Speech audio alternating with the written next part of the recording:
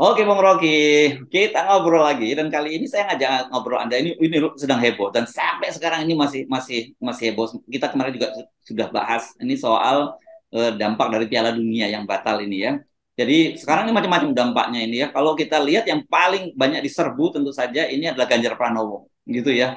Ini jelas kabar buruk ya bagi Ganjar Pranowo yang sudah yang memang betul-betul bersiap menjadi mencapreskan diri, tapi ini kalau saya lihat ini sepak bola ini kan nggak ada urusannya pembelahan tadi Bung Rocky ya, nggak ada soal cebong kampret. Dan saya lihat ini yang marah terhadap Ganjar itu dari semua segmen gitu. Ini dampak kebijakan Ganjar, dan saya kira Ganjar pasti tidak mengkalkulasi itu, kecuali dia berkalkulasi bahwa dengan melakukan kebijakan ini dia sudah menjalankan kebijakan Ibu Sri Mulyani, Ibu Megawati. Dengan cara begitu mudah-mudahan tiket masih diberikan kepada dia. Tapi dengan sekarang menurut saya tiket itu udah melayang dari Ganjar karena dia jadi pepesan kosong sekarang ini juga. Ya itulah kalau kemampuan antisipasi problem itu nggak dimiliki oleh timnya Ganjar. Hmm. Kan yang marah cebong sama kampret. Di lapangan bola tuh nggak ada bedanya cebong sama kampret. Mereka ingin nonton bola, itu bukan ingin nonton persaingan ideologi atau politik kan. Itu Hmm. sama seperti kalau yang main Palestina sama Israel itu, di negara lain itu penonton Palestina sama Israel biasa aja kan. Dia nggak dia tahu bahwa mereka mau nonton kesebelasannya tuh kan. Nggak ada di pikiran bahwa oke, demi nasionalisme maka yang ini mesti diunggulkan, yang ini enggak. Ini pertaruhan, bahkan bandar-bandar itu nggak ada ideologi kalau di lapangan bola tuh. Perjudian juga jalan terus di situ. Tapi balik pada kondisi Indonesia tuh, jadi Ganjar sebenarnya udah selesai aja tuh. Demikian juga proyek-proyek yang hendak diajukan sebagai andalan dari proyek politik maksudnya oleh PDIP sudah selesai. Jadi sebetulnya Ganjar bilang aja, saya memang nggak mau lagi ikut pemilu karena terus menerus saya salah langkah, kan begitu kan. Jadi ini semacam kutukan alam semesta yang datang pada Ganjar, bukan kesalahan Ganjar, tapi Ganjar dipaksa untuk berpikir sesuai dengan pikiran PDIP supaya terkait lagi secara emosi dengan PDIP, supaya upaya semacam itu kan yang jadi konyol. Dan seluruh bupati PDIP yang mengucapkan itu juga kena dampaknya tuh. Akibatnya dampaknya pada PDIP juga kan. Jadi kemarahan ini walaupun mungkin sesaat akan diingat bahwa orang-orang ini nggak mampu untuk bikin proyeksi tentang hubungan antara atau ketak hubungan antara sport dan politik. Karena akan banyak isu-isu semacam ini juga muncul. Tapi sekali lagi, ini ya buat kita sih senang-senang aja kalau Ganjar nggak jadi presiden kan. Tapi alasan nggak jadi presidennya konyol, itu masalahnya tuh. Dan Hmm. kalau misalnya Ganjar kalah berdebat di dalam soal kebijakan publik, nah itu baru alasan Hmm. yang masuk akal. Ini kan alasan yang konyol. Jadi kekonyolan ini justru blessing in disguise bagi mereka yang hendak mempertahankan oposisi itu. Jadi Hmm. sekali lagi kita kita mau melihat bagaimana kemampuan visioner dari calon-calon pemimpin kita itu yang berupaya untuk menaikkan elektabilitas sambil menunggangi isu politik, kan konyolnya di situ kan. Ya. Jadi ini sebetulnya yang sekaligus kita tahu bagaimana lembaga-lembaga survei yang sebetulnya dipakai oleh Ganjar itu sebetulnya juga nggak punya faktor Hmm. eksternal untuk menguji. Misalnya diuji aja lembaga survei. Kalau Ganjar nolak Israel, akibatnya apa? Ini lembaga survei nggak mikirin itu, mikirin duit. Dan itu juga yang menyebabkan saya baca di koran Hmm. berapa dua lembaga survei, poll tracking sama indikator itu lagi Ya. diusut KPK karena memalsukan hasil di mana tuh di Di Kalimantan Kapuas apa ya. apa itu. Di Kapuas itu kan berkaitan Iya. dia.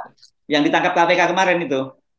Yes, jadi bayangkan misalnya lembaga survei pun sekarang bisa disogok itu dan terbukti akhirnya. Apalagi lembaga surveinya Ganjar itu pasti juga disogok untuk naikkan elektabilitas, tapi gagal untuk memproyeksi ucapan Ganjar berhubungan dengan U20 Israel itu kan.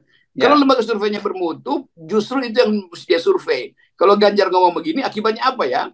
Jadi Hmm. udahlah, lembaga-lembaga surveinya Ganjar juga dungu secara politik. Mungkin metodologinya kuat, tetapi karena dia berpikir bahwa ini soal uang doang, dia nggak pernah berpikir dampak dari ucapan-ucapan calon yang sedang mereka goreng-goreng elektabilitasnya. Ya, ya, ya.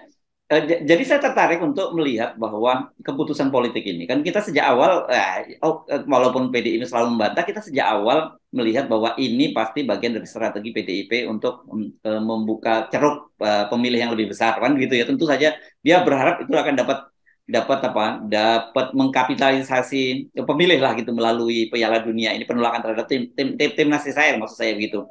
Tapi ternyata banyak segi. Satu dari sisi PDIP juga dampaknya pasti serius juga terhadap elektoralnya, yang memang yang paling gede dampaknya ke Ganjar. Kalau kita lihat itu sehari itu yang biasanya Instagramnya Ganjar tuh paling diserbu, paling di ada komen 500 sampai ini ratusan ribu.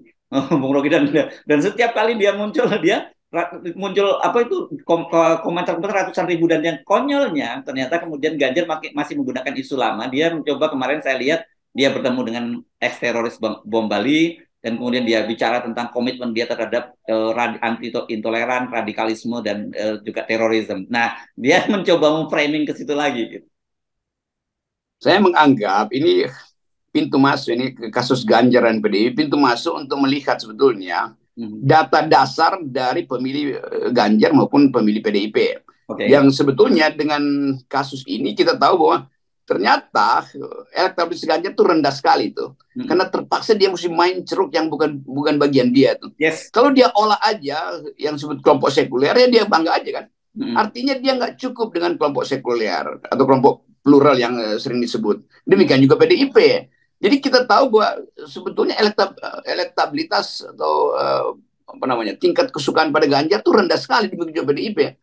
Kalau mereka kuat, mereka nggak akan raise isu ini tuh, mereka diam-diam aja kan. Tapi justru dengan ini terbuka bahwa sangat mungkin Gerindra justru yang elektabilitasnya sudah tinggi melampaui PDIP itu.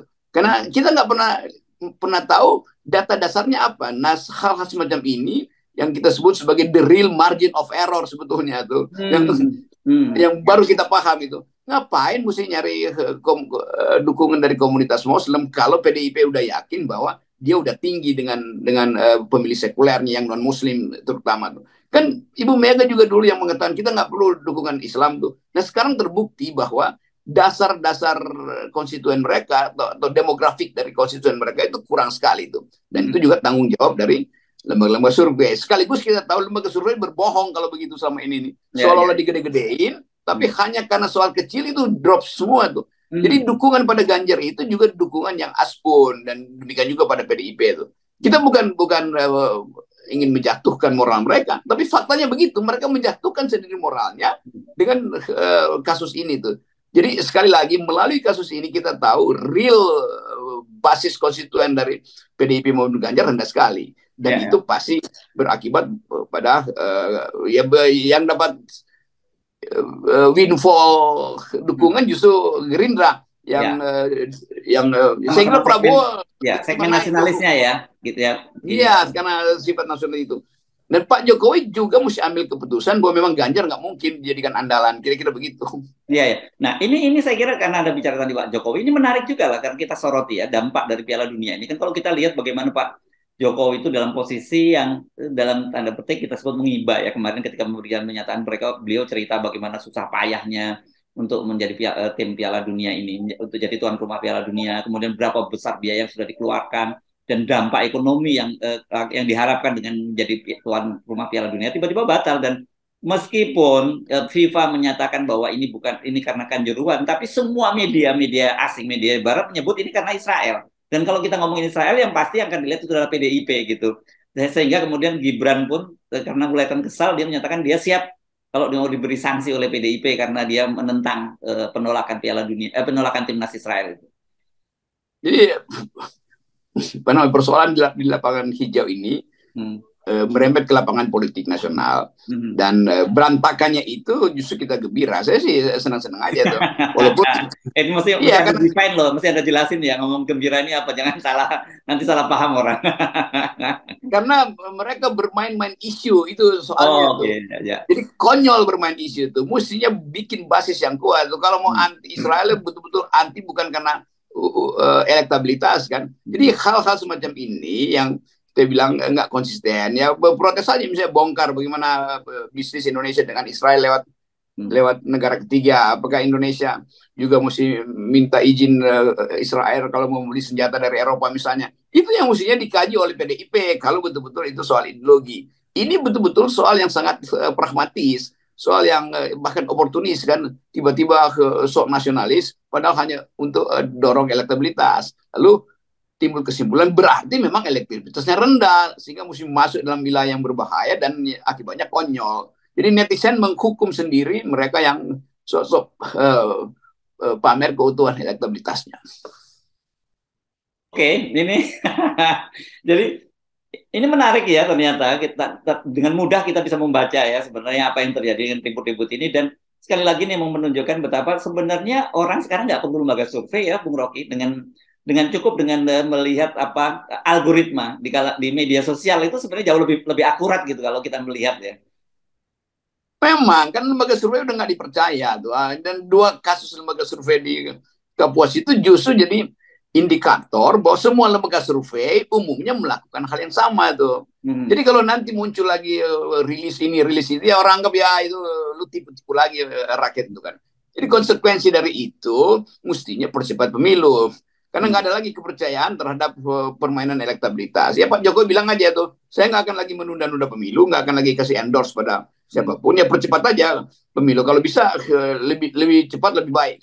Jadi sekali lagi ini poin yang bagus bagi kita untuk membaca bahwa apa yang disebut sebagai elektabilitas itu omong kosong. Karena itu dari awal FNN justru mengunggulkan etikabilitas, intelektualitas, bukan elektabilitas. Elektabilitas itu kita tunggu aja lah nanti di kotak suara tuh. Tapi kalau intelektualitas kan bisa kita hitung dari sekarang kan. Buat timnya Ganjar intelektualitasnya kurang karena nggak mampu mengantisipasi mitigasi dari ucapan-ucapan yang anti Israel itu tuh. Demikian juga etikabilitas. Etikabilitas memang juga rendah karena memanfaatkan isu olahraga untuk naikin pamor politik kan itu soalnya tuh. Jadi sekali lagi memang udah berantakan. Dari awal kita tahu bahwa politik kalau nggak diasuh oleh etikabilitas dan intelektualitas, maka dia akan defisit di 2 bidang itu. Nilainya turun, tiba-tiba netizen serbu, dan orang anggap ya memang ini calon-calon presiden yang nggak cerdas nih, yang gagal untuk mengantisipasi soal-soal kecil semacam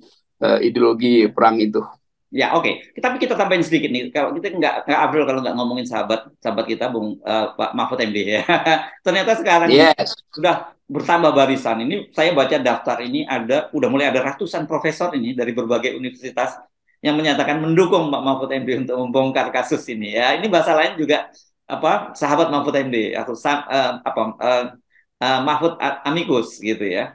Ya, jadi yang kita Amicus Mahfud ini, kami sahabat Mahfud itu, akhirnya berkumpul secara akademis. Karena memang hanya dengan ketajaman akademis kita bisa baca itu data-data penyelundupan atau data pencucian uang tuh. Sekaligus hanya dengan ketajaman etikabilitas kita tahu bahwa Mahfud itu ada di depan untuk membongkar hal-hal yang bahkan membahayakan dia. Dia bisa didepak juga oleh tekanan politik dari kabinet. Tetapi Mahfud udah punya semacam tabungan etika dan tabungan intelektualitas. Dan itu yang menyebabkan pendukung Mahfud sekarang itu makin lama makin banyak. Dan kalau pemilu dipercepat, saya calonkan aja Mahfud sebagai calon independen. Oke, baik. Terima kasih, Bung Rocky. Tetap 0% ya. Basisnya ini. Oke, thank you.